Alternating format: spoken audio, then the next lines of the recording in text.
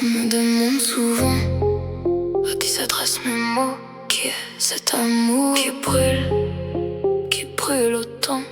Mais personne demande pourquoi je me tais. Silence, je dis rien, mais tout parle à ma place.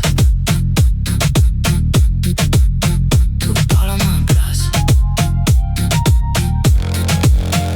On me demande souvent pour qui j'écris ces lignes, qui parle mes silences, mes phrases qui s'alignent, qui fait trembler ma voix quand j'effleure certains mots. Pourquoi j'évite toujours de répondre trop? Chaque fois j'esquive, je glisse ailleurs.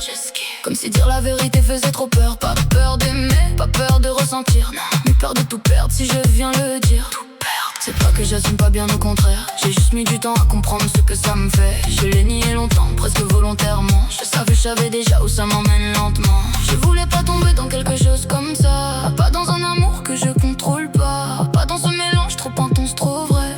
Qui fait du bien mais qui détruit après. Je le savais que ça finirait comme ça. Alors je garde ça pour moi, je le protège. Comme un feu trop fort qu'on laisse sous la neige. Pas pour me cacher ni pour fuir les regards, mais pour ne pas changer ce qu'on a quelque part. Parce que même si c'est flou, même si c'est imparfait, c'est déjà assez pour me faire vibrer. Un mot, une présence, un instant parfois. C'est peu pour le monde mais immense pour moi. C'est peu pour eux, mais c'est tout pour moi.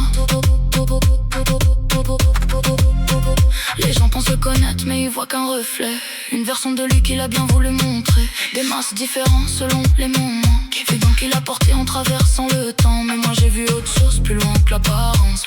Une part de lui que peu ont eu comme chance. Et ça me suffit même si c'est discret. Parce que ce que je vois personne ne le verrait. Il attire la jalousie, les regards, les jugements. Il parle et honnêtement c'est logique vu ce qu'il est profondément. Parce que des comme lui on n'a pas vraiment. Il pense, il ressent d'une manière différente. Et moi je reste là avec ce que je sais. Avec tout ce que je peux pas exposer. Parce que dire son nom, dire ce que je ressens, interdit, pourrait briser ce qu'on a.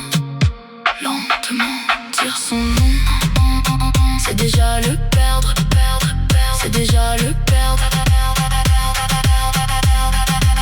C'est un amour impossible mais bien réel, qui vit en silence loin du superficiel. Je m'en fous des jugements, de ce que les gens voient, mais je veux pas risquer de le perdre pour ça. Alors je me contente de ce que la vie laisse, de ces fragments de lui, de cette étrange tendresse. Parce que même sans nous, même sans chemin, il est déjà là, quelque part dans le mien.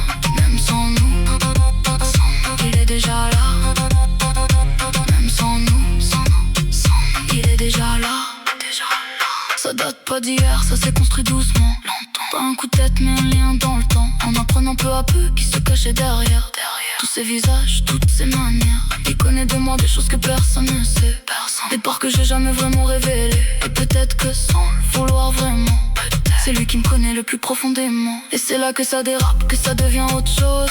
Parce qu'il réveille en moi des parts que j'ose pas. Une jalousie sourde, une envie de garder quelque chose qui pourtant ne m'appartient jamais.